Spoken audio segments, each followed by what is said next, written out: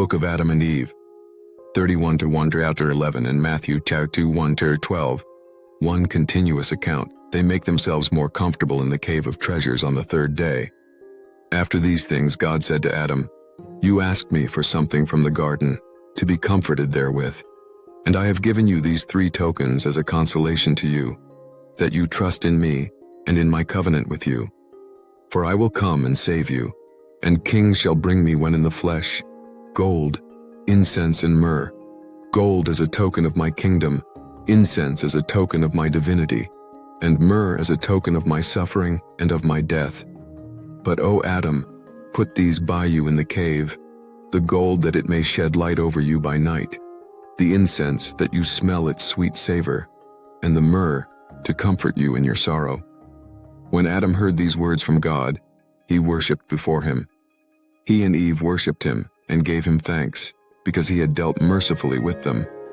Then God commanded the 3 angels, Michael, Gabriel, and Raphael, each to bring what he had brought and give it to Adam. And they did so, one by one.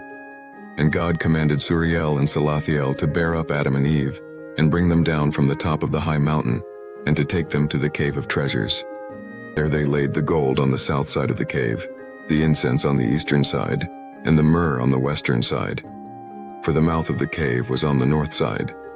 The angels then comforted Adam and Eve, and departed.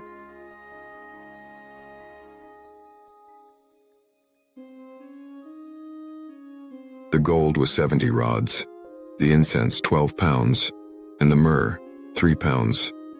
These remained by Adam in the cave of treasures.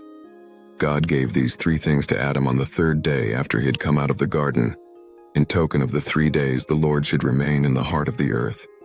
And these 3 things, as they continued with Adam in the cave, gave him light by night, and by day they gave him a little relief from his sorrow. Now, after Jesus was born in Bethlehem of Judea in the days of Herod the king, behold, wise men from the east came to Jerusalem, saying, "Where is he who has been born King of the Jews? For we have seen his star in the east, and have come to worship him."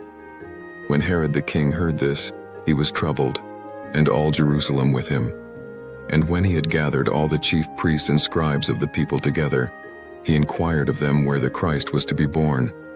So they said to him, "In Bethlehem of Judea, for thus it is written by the prophet, 'But you, Bethlehem, in the land of Judah, are not the least among the rulers of Judah, for out of you shall come a ruler who will shepherd my people Israel.'"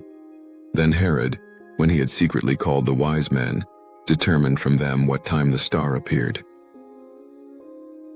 And he sent them to Bethlehem and said, "Go and search carefully for the young child, and when you have found him, bring back word to me, that I may come and worship him also." When they heard the king, they departed, and behold, the star which they had seen in the east went before them, till it came and stood over where the young child was.